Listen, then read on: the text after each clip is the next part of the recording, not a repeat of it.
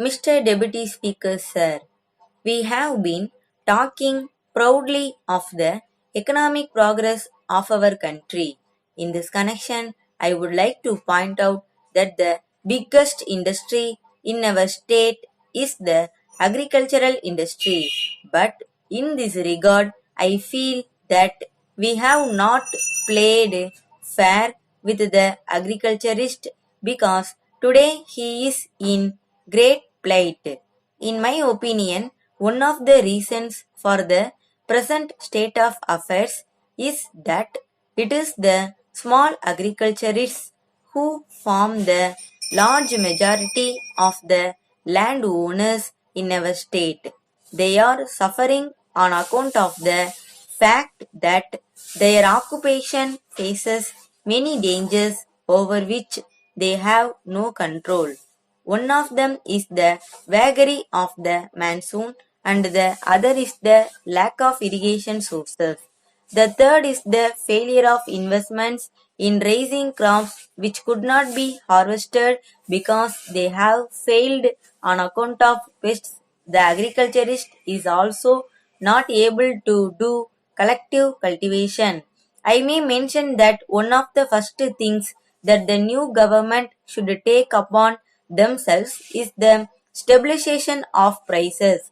I would very much like that the agriculturist must be assured of a good price for his produce.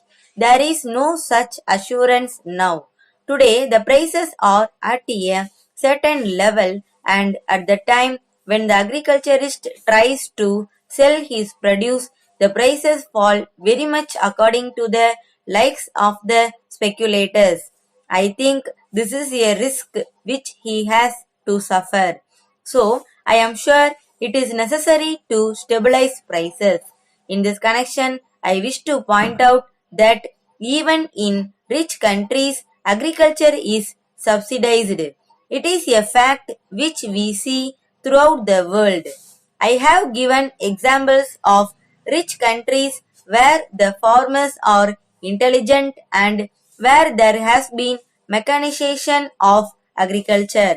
If agriculture is not paying even in those countries, it must be much more so in a poor country like ours, where small agriculturists form the majority. So, agricultural subsidy must be a part of the policy of any government. As far as I can see, no provision has been made for this in our budget. The future government should take into consideration this factor and take steps to stabilize the prices of agricultural produce. Then only they will be able to make the agriculturist stand on his own feet. Then, if we introduce a policy of insurance for his crops, we can improve his lot. Then, so far as the middle classes are concerned, their plight has been discussed in this house again and again, and I need not go into that now. There is one other matter to which I wish to refer, namely the question of textbooks for primary school children. I have been suggesting again and again that the textbooks for children of primary schools must be of the best type.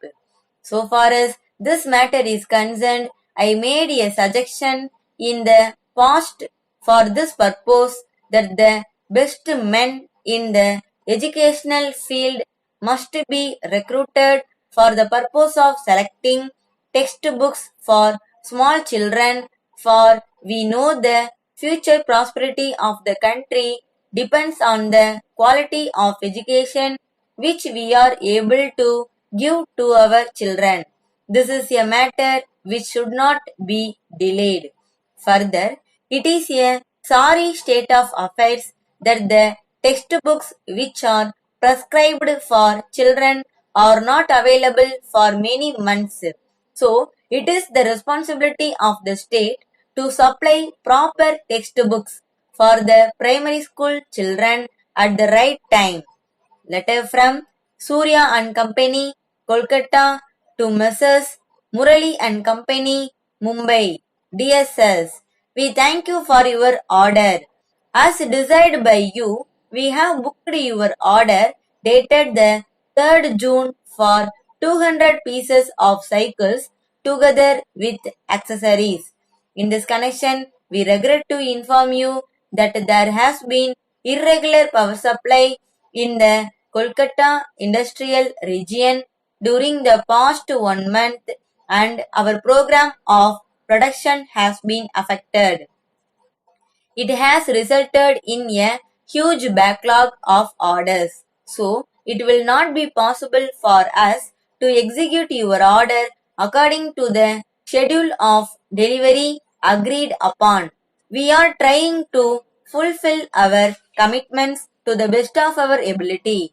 Even then, supply may be delayed by 3 to 4 weeks. We very much regret the inconvenience caused to you, especially in view of our long and satisfactory business relations with you. But in the present circumstances, it will not be possible to allow any claim for compensation since the delay is due to factors entirely beyond our control. In spite of the fact that we have suffered some losses on account of the present difficulty, we are ready and willing to maintain the prices agreed upon if you are able to confirm that the ordered quantity will be accepted when supplied. We await your confirmation at an early date, and we assure you of our best attention at all times. Yours faithfully.